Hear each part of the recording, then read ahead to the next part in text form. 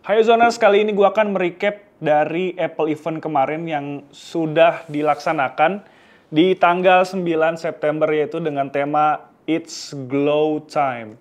Jadi ada beberapa produk yang dirilis oleh Apple, ada Apple Watch, AirPods, dan yang pasti kalian tunggu-tunggu adalah iPhone 16 series. Oke, gue akan bahas satu-satu. Jangan lupa like, comment, dan subscribe.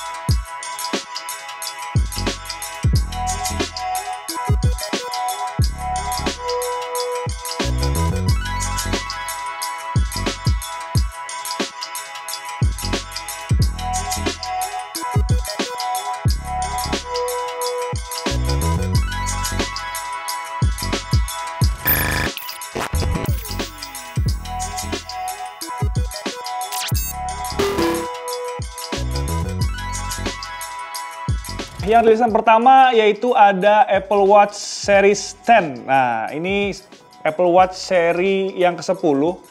Jadi dia ada dua versi sebenarnya. Versinya apa? Yaitu dengan berbeda bahan aja sih jatuhnya. Yang satu penggunaannya pakai aluminium case, yang satu lagi dengan titanium case. Warna-warnanya pertama ada jet black, rose gold, dan silver. Dan yang titanium case itu ada warna slate, gold, dan natural. Apple Watch Series 10 ini menjadi yang tertipis dan terbesar layarnya yang pernah Apple buat. Jadi yang versi standarnya itu awalnya dulu 40 mm, sekarang naik menjadi 42 mm. Sedangkan yang versi gedenya itu dulu 44 mm dan sekarang sudah menjadi 46 mm. Dan yang paling mengagumkan adalah ketebalannya. Ketebalannya itu hanya 9,7 mm. Bodinya 10% lebih tipis dan ringan dari Apple Watch Series 9. Jam tangan ini juga disematkan speaker yang lebih kecil dari sebelumnya. Tapi keluaran audionya tetap dibuat secara maksimal.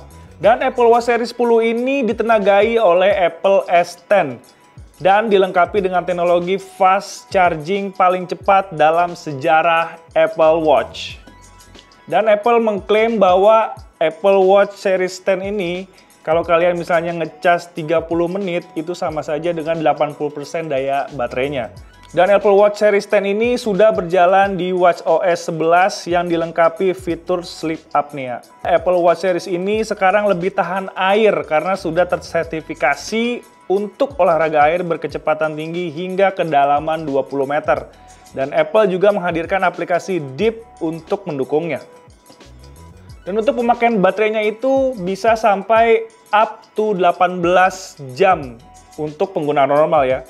Dan 36 jam di penggunaan low power mode. Dan untuk kalian yang mau nyari Apple Watch atau misalnya jam tangan pintar, mungkin Apple Watch Series 10 ini bisa cocok buat kalian. Selain meluncurkan Apple Watch generasi terbarunya, Apple juga menghadirkan Apple Watch Ultra 2 dengan varian warna baru yaitu Black Titanium. Dan gak hanya dengan tampilan warna aja nih, Apple juga membawa material baru untuk warna terbaru ini. Nah, Apple memperkenalkan warna baru hitam titanium dengan proses pelapisan karbon yang tahan gores. Jadi bagian belakang jam ini menggunakan zirconia gelap yang sesuai dengan warna casingnya. Nah, jadi sebelumnya jam tangan ini memang sudah memakai standar ketahanan militer 810H yang mendukung berbagai aktivitas di lingkungan yang ekstrim. Jadi tentunya dengan pelapisan karbon ini akan menambah durability-nya dalam perangkat tersebut. Dan gak hanya itu, Apple juga memperbarui dari segi talinya. Dia menggunakan Trail Loop, Alpine Loop, dan Ocean Band dengan menggunakan perangkat keras berwarna hitam. Dan Apple meluncurkan Titanium Mileless Loop dengan ringan dan tahan korosi yang terinspirasi dari tali mesh penyelam. Nah, spesifikasi berikutnya yaitu mengenai desain. Jam tangan ini dengan ketahanan air hingga 100 meter. dan kemampuan menyelam hingga 40 meter. Nah, layar Apple Watch Ultra 2 ini dilengkapi dengan layar Always On Retina dengan kecerahan hingga 3000 nits. Nah, jadi kalian nggak usah khawatir kalau misalnya kalian ada kegiatan di bawah sinar matahari langsung, nggak akan terlihat merasa gelap. Nah, perangkat ini mengandalkan prosesor S9 yang memberikan kinerja lebih baik dan efisiensi daya yang lebih tinggi juga. Baterainya diklaim mampu bertahan hingga 36 jam dalam penggunaan normal hingga 72 jam dalam metode lainnya.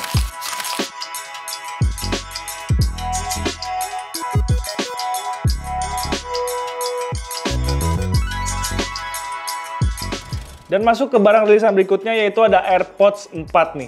Nah, AirPods 4 ini dibikin lebih kecil dengan pembaruan yang terpenting yang dihadirkan oleh Apple, yaitu penambahan fitur ANC. Nah, fitur ini sebelumnya cuma tersedia pada AirPods model Pro, tapi sekarang bisa dirasakan pada AirPods 4. Jadi AirPods 4 itu dirilis dua, yang biasa dengan ANC.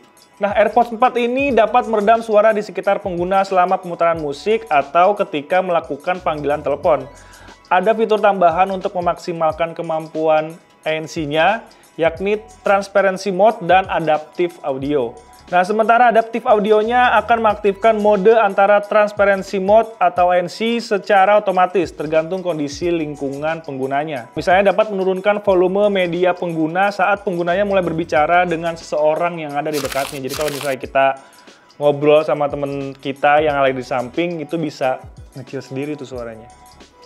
Nah, secara spesifikasi AirPods 4 ini sudah ditenagai oleh chips H2 yang memberikan pengalaman audio cerdas kepada penggunanya.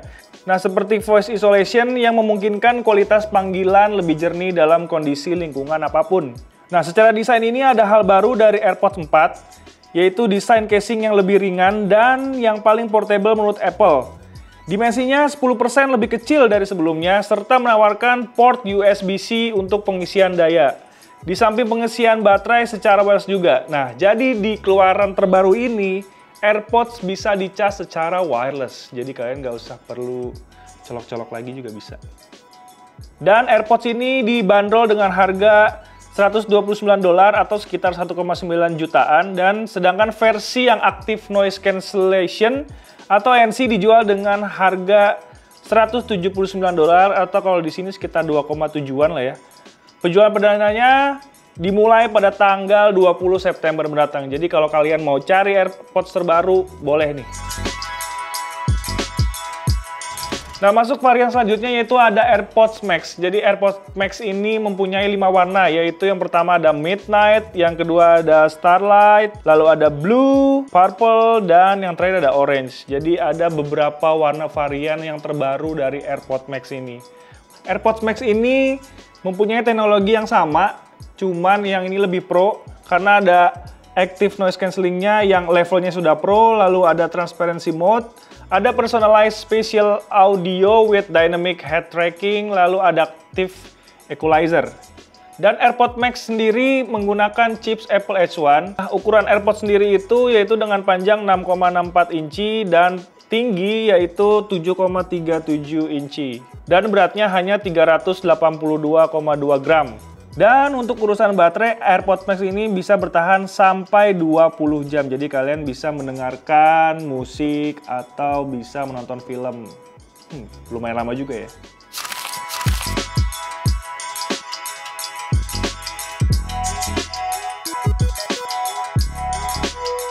Dan ini apa yang ditunggu-tunggu, yaitu iPhone 16 series. Jadi iPhone 16 itu merilis 4. Ada iPhone 16 yang biasa, yang Plus, Pro, dan Pro Max. Oke, sekarang kita ngebahas dulu dari iPhone 16 dan 16 Plus.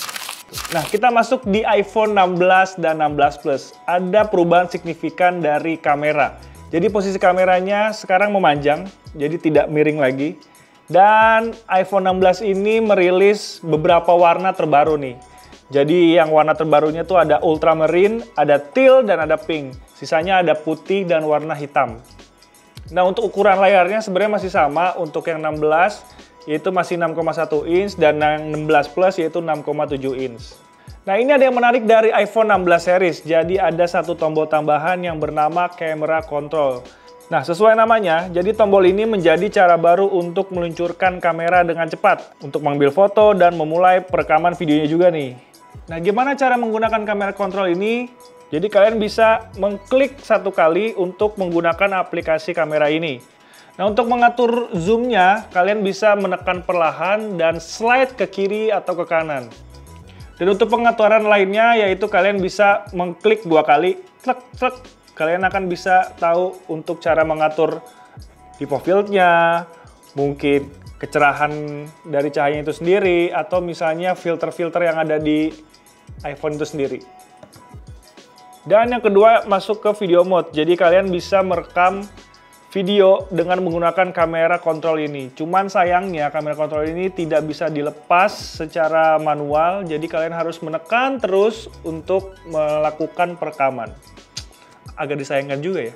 Dan untuk iPhone 16 series penuhnya sudah menggunakan chipset generasi terbaru. Jadi iPhone 16 dan 16 Plus ditenagai Apple A18. Nah, untuk performanya diklaim 30% lebih kencang dari sebelumnya nih. Jadi A18 juga dioptimalkan untuk kebutuhan AI, dalam hal ini juga Apple Intelligence. Dan prosesor A18 yang kencang ini bakal disandingkan dengan memori penyimpanan dari mulai 128 sampai 512 GB. Dan cuma sayangnya Apple nggak mengungkapkan berapa kapasitas baterai dari keduanya. Cuman diklaim lebih besar daripada seri sebelumnya. Sekarang kita beralih ke kameranya. Jadi secara hardware, kamera iPhone 16 dan iPhone 16 Plus nggak ada peningkatan yang terlalu signifikan nih. Apple tetap menggunakan 2 kamera tanpa lensa telefoto, yakni 48 megapiksel berlensa wide dengan bukaan 1,6 dan kamera ultra wide dengan sensor 12 megapiksel dengan bukaan f-nya 2,2. Untuk pertama kalinya, kamera ultra wide ini bisa dimanfaatkan untuk memotret foto makro. Fitur yang sebelumnya hanya ada di seri Pro dan di Pro Max saja nih. Dan yang bikin kameranya naik kelas adalah keduanya sudah mendukung spasial video dan spasial foto. Jadi nantinya kalian bisa mengatur atau menikmati dari Vision Pro. Nah, tingkat kecerahan layar sendiri yaitu 2000 nits dan refresh rate-nya sebenarnya nggak naik dari sebelumnya, hanya mentok di 60 Hz aja nih. Dan untuk harganya sendiri, iPhone 16 mulai dijual dengan harga $799 atau sekitar 12,3 jutaan. Dan untuk iPhone 16 Plus dimulai dari harga $899 dengan kapasitas 128, sekitar 13,9 jutaan.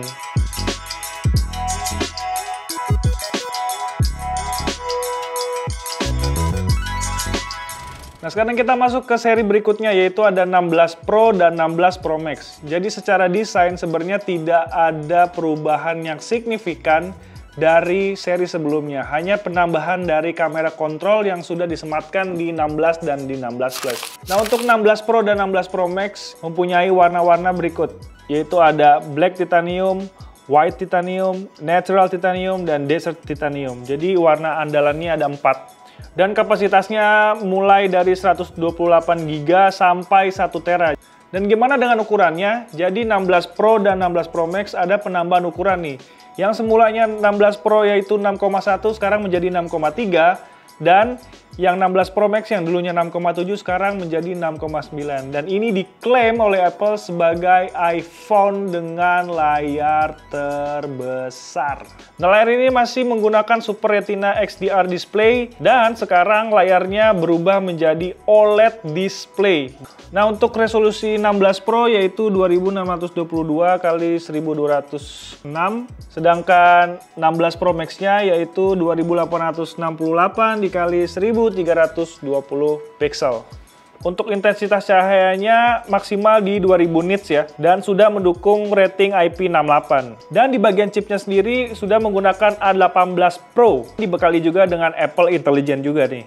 Nah, dari segi kamera sendiri, 16 Pro dan Pro Max disematkan 48 megapiksel dan ultrawide juga 48 megapiksel. dan maksimal 5 kali optical zoom. Dibekali dengan makro fotografi dengan 48 megapiksel di kamera ultrawide. Nah, untuk videonya sendiri, seri 16 Pro dan Pro Max ini sudah bisa merekam 4K 120 fps. Jadi buat kalian yang suka dengan video slow motion, seri 16 Pro dan Pro Max ini sangat cocok buat kalian.